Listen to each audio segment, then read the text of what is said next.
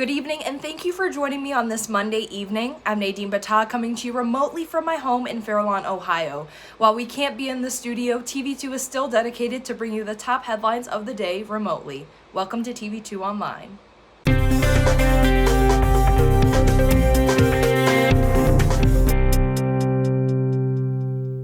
This morning, the Portage County Health Department announced that the county is close to entering purple level 4 in COVID-19 cases.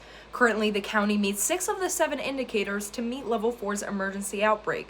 Our reporter Grace Hare spoke with the Kent Health Department to see what these numbers mean and what could happen if we move into level 4.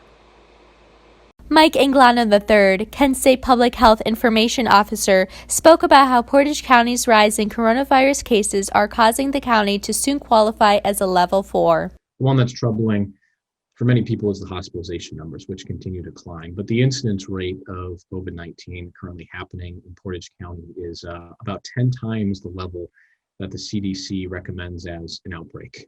It's 50 per 100,000. We're just at around 550. Per 100,000. Portage County Public Health Commissioner has advised a stay-at-home order. Other counties such as Medina and Lake have also had a stay-at-home order issued because of the rising number of coronavirus cases. The number of cases of COVID-19 continue to rise in such a way, and the incidence is so high that even if we don't hit all 7 indicators, some of these are so high that it will actually circumvent that last indicator and will be pushed into the red anyway. Earlier this morning, Kent City Health Department issued this tweet detailing Portage County's danger into moving into a level 4 public emergency because of the number of coronavirus cases. You know, it's starting to get diminishing returns for how much output the health departments across the state are putting into, how much work they're doing. All these things, you know, the net output is not enough to justify the amount of time, resources spent, attempting to rectify this. For more information on Portage County's coronavirus cases, please visit their website at portagecounty-ohio.gov. I'm Grace Hare, reporting for TV2 News. Ohio's coronavirus cases continue to surge. The last 24-hour report reported 6,631 cases, along with 30 deaths, 357 hospitalizations, and 38 ICU admissions. There has been a total of more than 420,000 confirmed cases of the coronavirus in Ohio.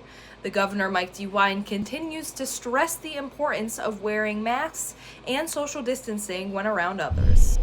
Earlier today, students and faculty at Kent State received an email from University President Todd Dykin in regard to the university's new policy to fight COVID-19 during the spring semester.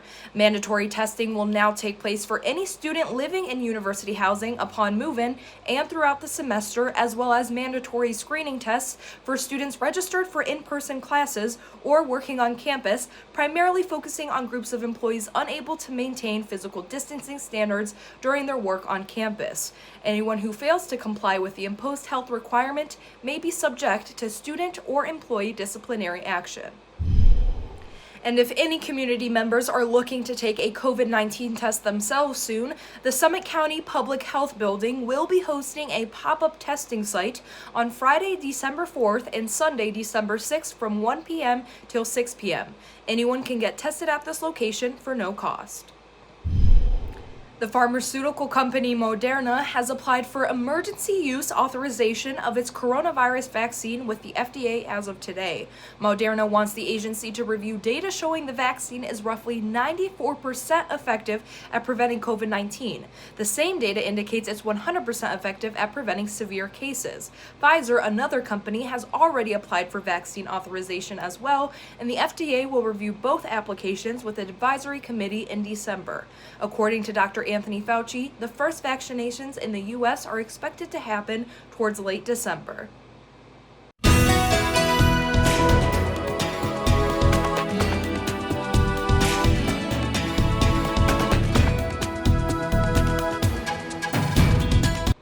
A winter storm warning has been recently issued to Portage County. The warning will remain in effect from 7 p.m. tonight through 10 a.m. this Wednesday. Those of you in Kent will start to see snow falling tonight around 10 p.m., followed by a snow-filled day tomorrow with 8 to 12 inches of snow expected. Be sure to plan ahead for those morning commutes tomorrow. And now, your TV2 Sports Report.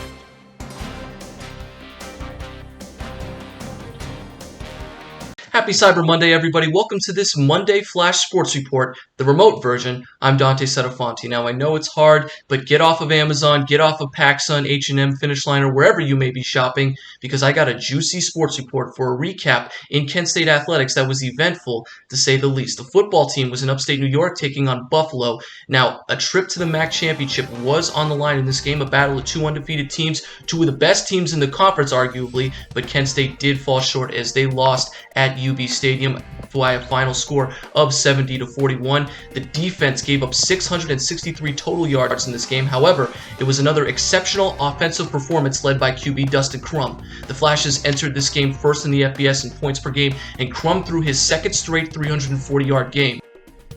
And we will get back to work like we did yesterday, correcting the shape, moving forward, and getting onto a very good opponent and heading down to Oxford to play the reigning league champions that have their quarterback back and appear to be operating on all cylinders. The first two men's basketball games were canceled due to COVID-19 prevention by the athletic department. Now, nobody on each respective team tested positive, and they hope to make up the games against Alcorn State and Purdue Fort Wayne very soon. That's all I have for this Monday Sports Report. To stay up to date with all things Kent State athletics, please follow us on @TV2 KSU Sports. Nadine, Jenna. Businesses in Kent are forced to operate differently ahead of the holiday season, especially after Black Friday. Our own reporter Chris Abreu took a closer look downtown. Downtown Kent has seen many changes due to the COVID-19 pandemic, and with the holiday season approaching, many local businesses had to make changes. Local stores like Off the Wagon and Handcrafted shared the measures they have taken to keep their customers happy and healthy. We have hand sanitizers at each entrance. We also have disposable masks for people who come in without one. So we are sanitizing on a regular basis, like after every person touches the counter or the door, we're sanitizing. And those are state regulations and we're obviously following them. Many local businesses downtown are upping their presence online due to the pandemic to help with the increase in customers during this time of year. We also are doing two different options. We have a curbside pickup option on our website, and our website has most of our products. And then we also have a local delivery option. So if you're within 5 miles of Kent, we will actually deliver your order to you. We are offering curbside pickup. We have an online store. And you just fill out like what your make and model of your car is, call the store when you show up, and we run it out to your car so it's contactless. Some local shop owners have even added easier accessibility to those who are at high risk if they contract the virus. On Mondays, we offer at-risk hours. So like right now, from 11 to 4, it's for at-risk people. So that way everybody feels safe shopping. Reporting for TV2 News in downtown Kent, I'm Chris Abreu. That's all I have for you today. Thanks for tuning in to the first edition of TV2 Online of the semester. We'll be back every night at 7 o'clock with the latest headlines and breaking news. I'm Nadine Battah. Have a great night, Portage County.